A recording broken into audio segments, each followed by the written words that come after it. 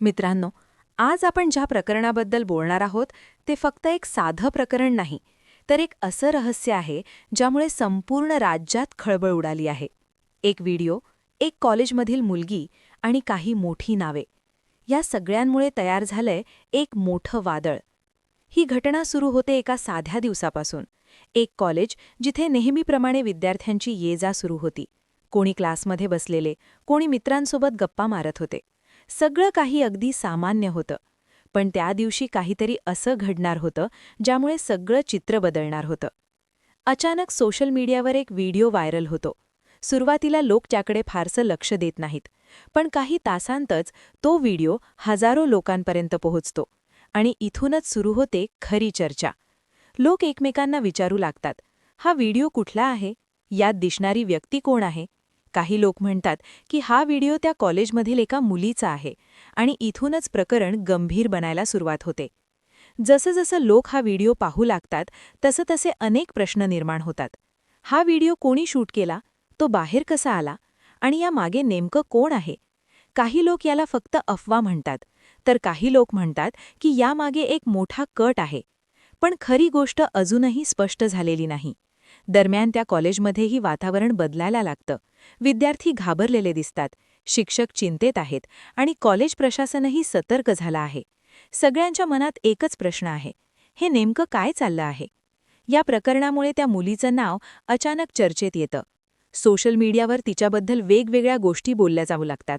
काही लोक तिचं समर्थन करतात, तर काही लोक तिच्यावर आरोप करतात. आणि या सगळ्या गोंधळात सत्य कुठेतरी हरवत चाललं आहे. पण मित्रांनो, इथे एक महत्त्वाची गोष्ट लक्षात घेणं गरजेचं आहे. सोशल मीडियावर जे काही दिसतं ते नेहमीच खरं असतं असं नाही. अनेक वेळा अपूर्ण माहिती, एडिट केलेले व्हिडिओ आणि अफवा यामुळे परिस्थिती आणखी बिघडते. आता सर्वात मोठा प्रश्न आहे, हा व्हिडिओ खरोखरच खरा आहे का?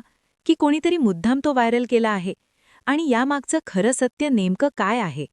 या सगळ्या प्रश्नांची उत्तरे शोधण्यासाठी आपल्याला पुढे जावं लागेल, कारण पुढच्या भागात या प्रकरणात एक मोठा ट्विस्ट येतो आणि हा व्हिडिओ कसा संपूर्ण राज्यात खळबळ उडवतो ते आपण पाहणार आहोत. जसं हा व्हिडिओ सोशल मीडियावर वेगाने पसरू लागतो, तसं परिस्थिती पूर्णपणे बदलायला लागते. काही तासांपूर्वी ज्याकडे कोणी लक्ष दिलं नव्हतं, तोच व्हिडिओ आता प्रत्येकाच्या मोबाईलमध्ये दिसू लागतो. व्हॉट्सॲप, फेसबुक, इंस्टाग्राम सगळीकडे फक्त त्याच व्हिडिओची चर्चा सुरू होते. लोकांमध्ये प्रचंड उत्सुकता निर्माण होते. प्रत्येकजण तो व्हिडिओ पाहतोय, शेअर करतोय आणि त्यावर आपापली मतं व्यक्त करतोय. काही जण संताप व्यक्त करतात, तर काही जण धक्कादायक प्रतिक्रिया देतात. आणि हळूहळू हा विषय फक्त एका कॉलेजपुरता मर्यादित राहत नाही, तर तो संपूर्ण शहरात आणि नंतर संपूर्ण राज्यात पसरतो. दरम्यान काही स्थानिक ग्रुप्स आणि पेजेस या प्रकरणाला आणखी मोठं करून दाखवायला सुरुवात करतात. वेगवेगळ्या स्टोरीज, अफवा आणि अर्धवट माहिती लोकांसमोर येऊ लागते. काही जण म्हणतात की या प्रकरणामागे मोठे लोक आहेत, तर काही जण याला पूर्णपणे बनावट असल्याचं सांगतात. या सगळ्या गोंधळात एक गोष्ट मात्र स्पष्ट दिसते, ती म्हणजे लोकांचा वाढता राग. अनेक ठिकाणी या प्रकरणाविरोधात चर्चा सुरू होते. काही ठिकाणी विद्यार्थी एकत्र येऊन प्रश्न विचारू लागतात, यामागचं सत्य काय आहे आणि दोषींवर कारवाई का होत नाही? सोशल मीडियावर #जस्टिस, #ट्रूथ असे हॅशटॅग्स ट्रेंड होऊ लागतात आणि हळूहळू हे प्रकरण एका मोठ्या आंदोलनाचं रूप घेऊ लागतं. आता परिस्थिती इतकी गंभीर होते की प्रशासनालाही या प्रकरणाकडे लक्ष द्यावं लागतं, कारण लोकांचा दबाव दिवसेंदिवस वाढत चाललेला असतो. मीडिया देखील या बातमीकडे वळतं आणि अनेक न्यूज चॅनल्स या प्रकरणावर चर्चा सुरू करतात. पण मित्रांनो, इथेच सगळ्यात मोठा ट्विस्ट येतो. कारण ज्या व्हिडिओवर सगळं प्रकरण आधारित आहे, त्याच व्हिडिओबद्दल काही नवीन गोष्टी समोर येऊ लागतात. काही लोक दावा करतात की हा व्हिडिओ एडिट केलेला आहे, तर काही जण म्हणतात की यात दाखवलं जातंय ते पूर्ण सत्य नाही. आणि इथूनच लोकांमध्ये संभ्रम आणखी वाढतो. आता लोक दोन गटात विभागले जातात. एक गट म्हणतो, हा व्हिडिओ खरा आहे आणि दोषींना शिक्षा झालीच पाहिजे. तर दुसरा गट म्हणतो, हे सगळे एक प्लॅन आहे, कोणाला फसवण्यासाठी तयार केलेलं. या सगळ्या वादामुळे वातावरण आणखी तापतं आणि परिस्थिती हाताबाहेर जाण्याची शक्यता निर्माण होते. आणि याच क्षणी प्रकरणात होते पोलिसांची एंट्री. कारण आता हे फक्त सोशल मीडियाची चर्चा राहिलेलं नसतं, तर हा एक अधिकृत तपास सुरू होतो. पोलीस सर्वात आधी त्या व्हिडिओचा स्रोत शोधण्याचा प्रयत्न करतात. तो व्हिडिओ नेमका कुठून आला, कोणत्या मोबाईलमधून शूट झाला आणि तो सर्वात आधी कोणी शेअर केला, या सगळ्या प्रश्नांची उत्तरे शोधण्यासाठी डिजिटल तपास सुरू होतो. Mobile data, call records, social media accounts सगळ्या बारकाईने तपासलं जातं. दरम्यान काही संशयितांना चौकशीसाठी ताब्यात घेतलं जातं. त्यांच्याकडून माहिती मिळवण्याचा प्रयत्न सुरू होतो. आणि इथेच प्रकरणात पहिला मोठा ट्विस्ट येतो. कारण तपासात काही अशा गोष्टी समोर येतात ज्या आधी कुणालाही माहिती नव्हत्या. काही डिजिटल पुरावे सूचित करतात की हा व्हिडिओ एकाच वेळी तयार झालेला नाही, तर त्यात काही बदल करण्यात आले असण्याची शक्यता आहे. यामुळे तपासाचा तपास आणखी खोलात जातो. तज्ज्ञांची मदत घेतली जाते. व्हिडिओ फोरेन्सिक तपासासाठी पाठवला जातो. आणि आता प्रश्न आणखी मोठा बनतो. हा व्हिडिओ खरा आहे का, की तो कोणीतरी मुद्दाम बदलून व्हायरल केला आहे?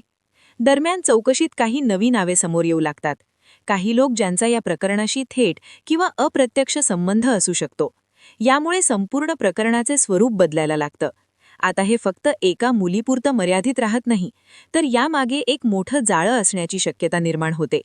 पोलिसांना काही महत्त्वाचे क्लू मिळतात आणि तपास आणखी वेग घेतो. पण मित्रांनो, ही फक्त सुरुवात असते. कारण पुढच्या भागात या प्रकरणात अशी काही मोठी नावे समोर येतात. पोलीस तपास जसजसा पुढे जातो तसं प्रकरण आणखी गुंतागुंतीचं बनत जातं. कारण चौकशीत आता काही मोठी आणि प्रभावशाली नावे समोर येऊ लागतात. ही नावे ऐकून सर्वसामान्य लोकच नाही, तर प्रशासन आणि राजकारणातही खळबळ उडते. काही लोकांचा दावा आहे की या प्रकरणामागे मोठ्या लोकांचा हात असू शकतो.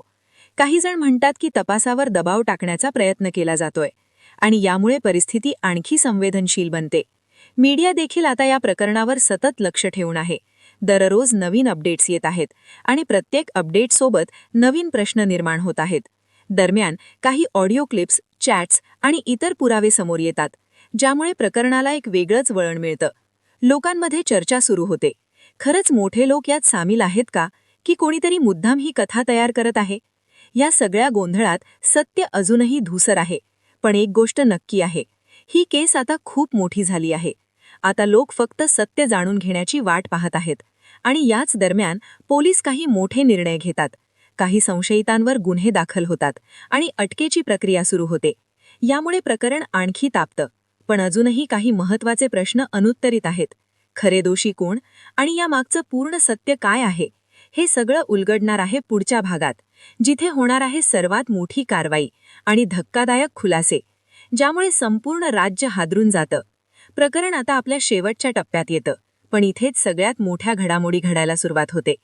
पोलिसांकडे पुरावे जमा होत जातात आणि त्यानुसार काही मोठे निर्णय घेतले जातात. काही संशयितांवर अधिकृतपणे गुन्हे दाखल केले जातात आणि काहींना अटक केली जाते. या अटकांमुळे संपूर्ण प्रकरणाला एक वेगळंच वळण मिळतं. कारण ज्यांची नावे समोर आली आहेत ती साधी नाहीत आणि यामुळेच लोकांमध्ये उत्सुकता आणखी वाढते. दरम्यान तपास यंत्रणा अजूनही काम करत आहे. नवीन पुरावे, नवीन माहिती आणि प्रत्येक नवीन गोष्टीसोबत केस आणखी खोल जात आहे. लोकांमध्ये आता एकच चर्चा सुरू आहे. खरे दोषी कोण आणि अजून कोण कोण यात सामील आहे? काही लोक म्हणतात की अजूनही अनेक गोष्टी लपवल्या जात आहेत, तर काही जणांचा विश्वास आहे की लवकरच संपूर्ण सत्य बाहेर येईल. पण मित्रांनो, इथेच सर्वात महत्त्वाचा टप्पा येतो. कारण आता समोर येतो त्या व्हिडिओचा खरा प्रश्न. तो व्हिडिओ खरोखरच खरा आहे का, की त्यामध्ये काही बदल करण्यात आले आहेत? फोरेन्सिक तपासात काही महत्त्वाच्या गोष्टी समोर येतात, ज्यामुळे हे स्पष्ट होतं की व्हिडिओ पूर्णपणे सरळ नाही. काही भाग एडिट केलेले असण्याची शक्यता व्यक्त केली जाते आणि यामुळे संपूर्ण प्रकरणावर नवीन प्रश्नचिन्ह निर्माण होतं. म्हणजेच ज्यावर पूर्ण केस उभी होती तोच पुरावा आता संशयाच्या भोवऱ्यात सापडतो. आता लोक पूर्णपणे गोंधळलेले आहेत. काही जण म्हणतात आपण जे पाहिलं ते खरंच होतं, तर काही जण म्हणतात आपल्याला चुकीची माहिती दिली गेली. आणि इथेच आपण शिकतो एक मोठा धडा. सोशल मीडियावर येणारी प्रत्येक गोष्ट खरी असतेच असं नाही. कोणतीही माहिती पूर्ण तपासल्याशिवाय विश्वास ठेवू नये. आजच्या काळात एक छोटा व्हिडिओ एका व्यक्तीचं आयुष्य बदलू शकतो आणि संपूर्ण समाजात खळबळ उडवू शकतो. म्हणूनच जबाबदारीने वागणं खूप गरजेचं आहे. आता या प्रकरणाचा अंतिम निकाल काय लागेल, दोषींना शिक्षा होईल का, की अजून काही धक्कादायक गोष्टी समोर येतील, हे सगळं येणारा काळच ठरवणार आहे. पण एक गोष्ट नक्की आहे. मित्रांनो, तुम्हाला काय वाटतं या प्रकरणाबद्दल? हा व्हिडिओ खरा आहे का, की कोणीतरी मुद्दाम सगळं प्लॅन केलं आहे? तुमचं मत आम्हाला कमेंटमध्ये नक्की सांगा. व्हिडिओ आवडला असेल तर लाईक करा, तुमच्या मित्रांसोबत शेअर करा आणि अशाच मोठ्या अपडेट्ससाठी चॅनलला सबस्क्राईब करायला विसरू नका. पुन्हा भेटू एका नवीन आणि महत्त्वाच्या बातमीसह. तोपर्यंत धन्यवाद. हे प्रकरण लोकांच्या लक्षात कायम राहणार आहे.